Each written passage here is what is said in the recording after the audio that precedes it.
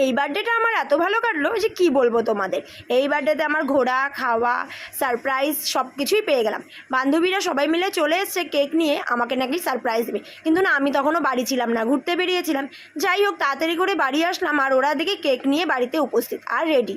আর এদিকে ওরা কেক নিয়ে রেডি আর কেক কাটতেও আমি বসে গেছি। আর আমার মেয়েকে দেখো কতটা খুশি, ও প্রথমবার কেক কাটা দেখছে।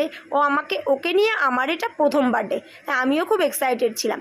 আমার মেয়েও কেক দেখে খুব কেক খাওয়ার ইচ্ছে, ওকেও একটু কেকটা টেস্ট করালাম। আর সাথে সাথে সব বান্ধবীদেরকে এক এক করে আমি কেক খাওয়ালাম। কিন্তু আমার মেয়ের জেদ, ও নাকি তখনও কেক খাবে, কিন্তু ওকে তো আর দেওয়া যাবে না।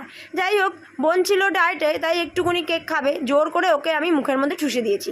খাবে না মানে, কিন্তু আমি এই বার্থডেটাতে না সবাইকে কেক খাওয়ালো, মিস করে গেছি আমার এই মেয়েটাকে। আমার মেয়ে আর আমার বোনই আসতে পারেনি, তাই ওদেরকে আমি ভিডিও কলেই দেখাচ্ছিলাম সমস্তটা। আর আমার ভিডিওটা ভালো লাগলে একটা লাইক করে দিও আর সাবস্ক্রাইব করে দিও। থ্যাংকস।